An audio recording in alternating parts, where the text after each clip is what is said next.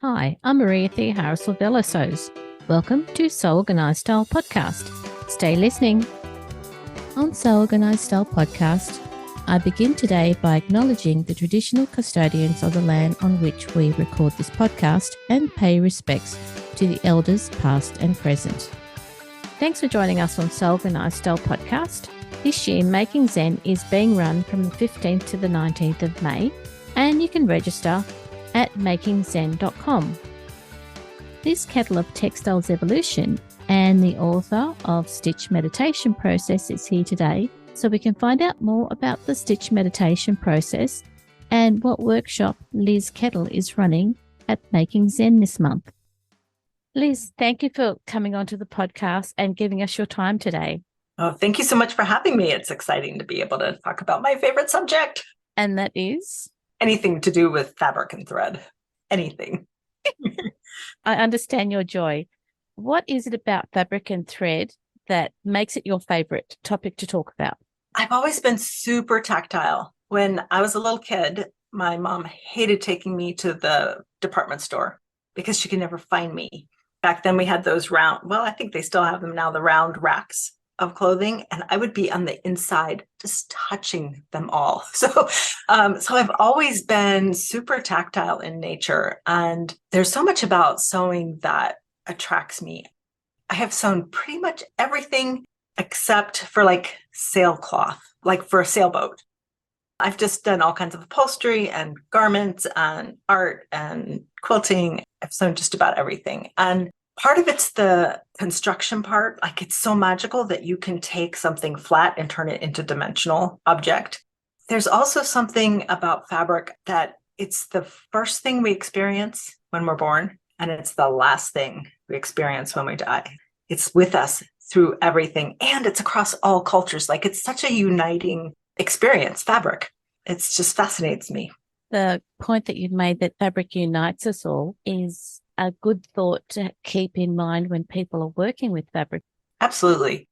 And all the traditions and the history and interesting facts like indigo dyeing kind of sprang up all over the world at the same time, generally speaking, not within days of each other, but it's like this incredible connection to humanity that we don't even think about because it's so ubiquitous part of our daily life. We don't think about it being special, but it's so important. Textiles is part of everybody's history in every country. So it does unite us. Absolutely. And not just women.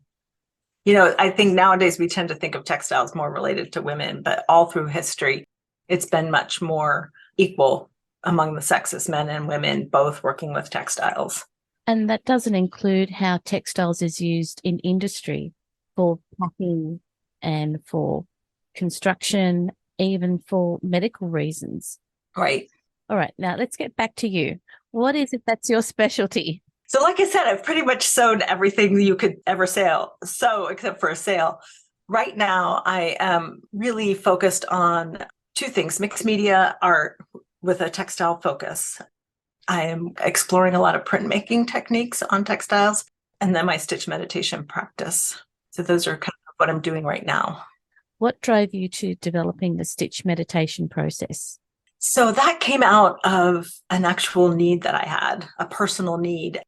I was very ill for a decade, and the doctor's like, "There's nothing wrong with you. There's nothing wrong with you. You're fine."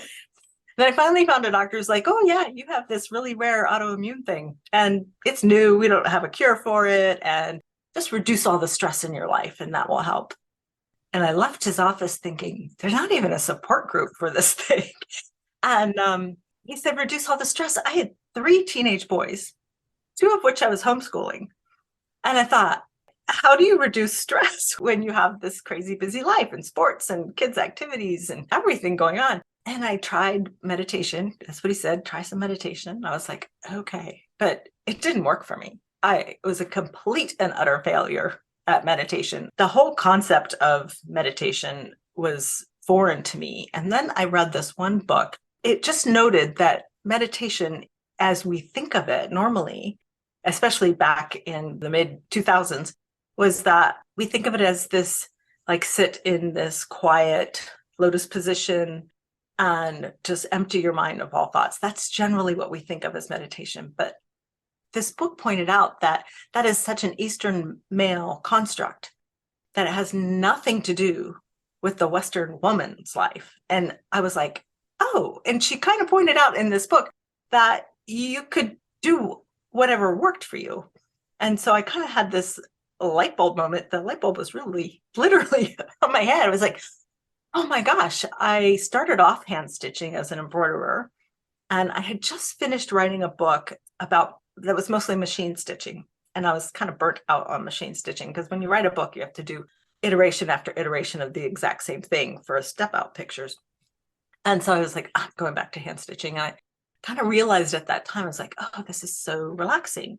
In that light bulb moment, everything kind of came together. It's like I could create a meditation practice that used what I loved and created something that would work for me. So it's kind of like, at the time, people would have referred to it as a moving meditation. Now there's more information out there, and it's would be considered an active meditation practice.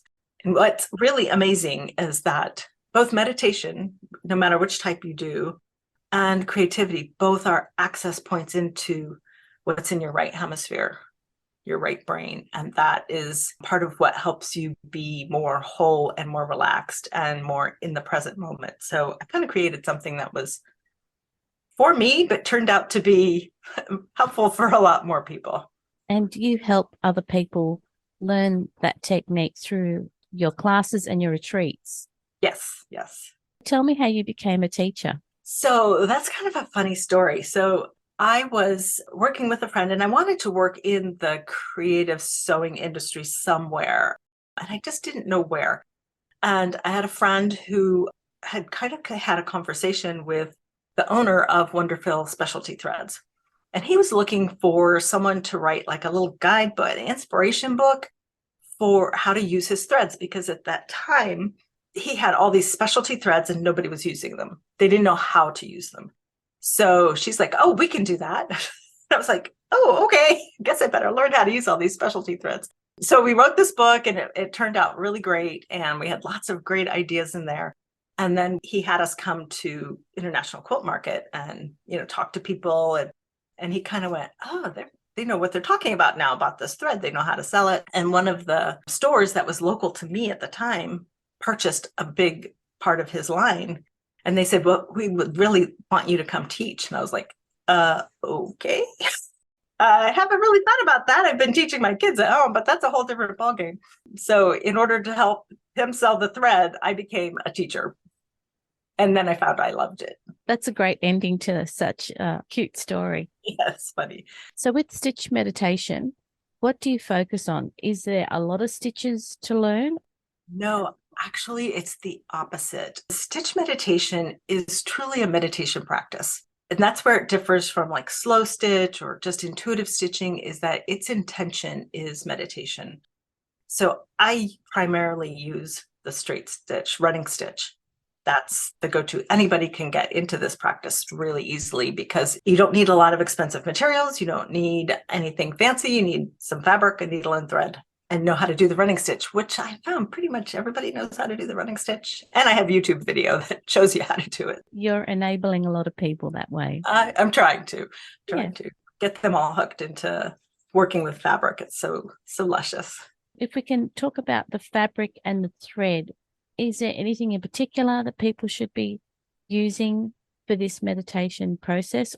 Over the years, I've honed my practice to where you need a base fabric to start with. And I use flannel, cotton flannel, which I think in the UK they call flannelette, what you make baby blankets out of, or flannel sheets. And I cut them into 4-inch squares. You can use other things like denim. It just needs to be something that's really easy to stitch through, because the practice is about relaxation and ease, not struggling to stitch through something. So I have a base fabric, and then I use scraps of fabric. I currently and have mostly always used hand-dyed fabrics, because personally, the commercial print fabrics have too loud of a voice. Like, they have a presence that I didn't really want at the beginning of my practice, especially when I was trying to be calm and relaxed. But I have lots of students who use nothing but commercial prints and they don't have any problems with it. That was like a me thing, it's not a rule. Yeah. And I always suggest to people to look in their closet for their old table linens. You know, those giant tablecloths, damask tablecloths that we got from grandma that have some stains on them. Paint them or dye them and cut them up and use those. Use old scarves. You can go to the secondhand store and get fabrics that are really skirts, scarves, t-shirts, tops, and use those. You can use any fabric, really. It just needs to be a little easy to stitch through, nothing really tightly woven. Sounds like sustainability is a big part of what it is you're getting people to understand and learn through stitch meditation. Yes, yes. We've gotten into everything needs to be coordinated and brand new, and it doesn't. And sometimes it's so much better when it's older stuff and things that are cut at weird angles. I love when I get some garment scraps from somebody because they have all these strange angles cut on them. And it's like, I just cut them down to 4 inches on one dimension and use them the way they are. It's very fun. And what do you do with them once you've done the stitching? Tell me about it. That is the number one question I always get. What do you do with these things? You can use them, but it's really important that they don't start off with an end use in mind. It's about following this journey of letting the stitch and the moment guide you in your stitching. But after it's done, you can turn it into something. I mount mine and sell them as artwork. Not all of them are art, but some of them are really beautiful. I actually have a giant laundry basket full of them because I've been doing it for 9 years plus. One day I'd love to have an installation with just tons of them just hanging on the wall. But I'll use them to make cards and little gifts for people. They're not really suitable for a quilt that would be used on the bed, but you could definitely use them for a wall hanging. You can use them in any art. So once they're made, they can become anything.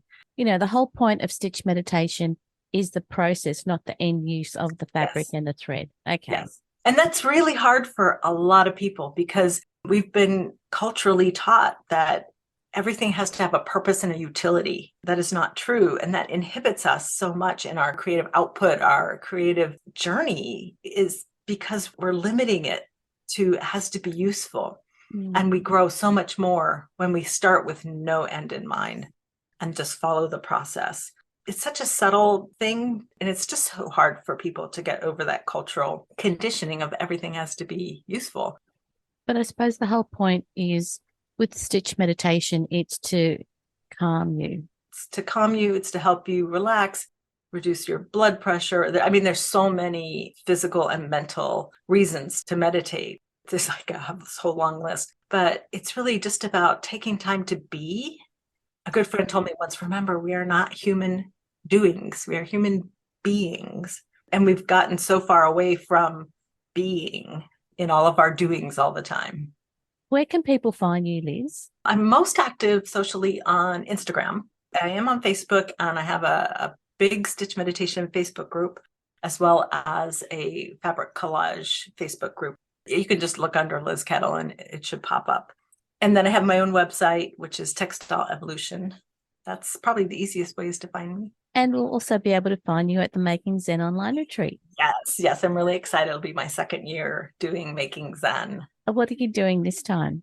Last year I did studio prayer flags, so like a special prayer flag to come in and to help you center when you get into your studio, kind of put all your thoughts about the rest of the world and all the to-do list aside.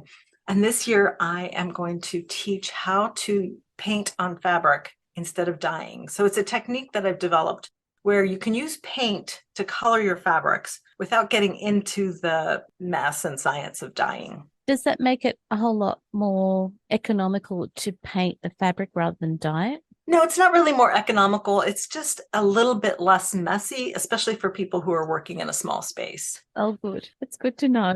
And it's quicker. So, dyeing is like this big process. I mean, you want to get ready and do dyeing for like 2 days in a row. If you really need some of this particular pink fabric, you can just go paint it and then it'll be ready to use in a few hours. That's something to really look forward to. Yeah, kind of instant gratification. And meditation later on. Yes.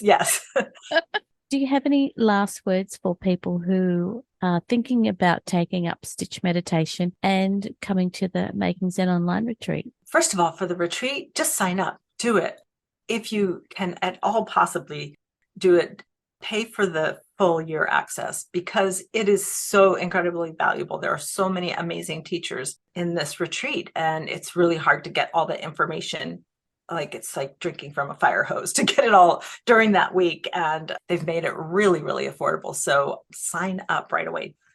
And for starting stitch meditation practice, one of the things you might do is I have a video on my YouTube channel and on my website that kind of walks you through the practice. And I have a group on Facebook where you can see more and learn more. And I post them every day on Instagram. And you are always welcome to email me and ask me questions about them. Thanks so much, Liz, for letting us know where to find you, what to look forward to, and how much fun it's going to be going to the Making Zen Online Retreat with you. Yeah, I can't wait. It's going to be so much fun. Thank you. This episode of Soul Organized Style Podcast was produced by me, Maria Thea Harris, with permission of Kate for the Making Zen Online Retreat, sound by bensound.com. Making Zen Online Retreat is coming up on the 15th to the 19th of May, and you can register on the website at makingzen.com. You can subscribe to Soul Organized Style Podcast, spelled with an S, not a Z, on all good podcast apps. Make sure you go back and listen to the previous Making Zen Textile Artist podcast so that you can get a feel for the depth of textile art workshops that the Making Zen Online Retreat provides the sewing community. I hope you can help us with the production of this podcast through our Patreon account. We look forward to seeing you at Making Zen in May. Stay safe, everyone.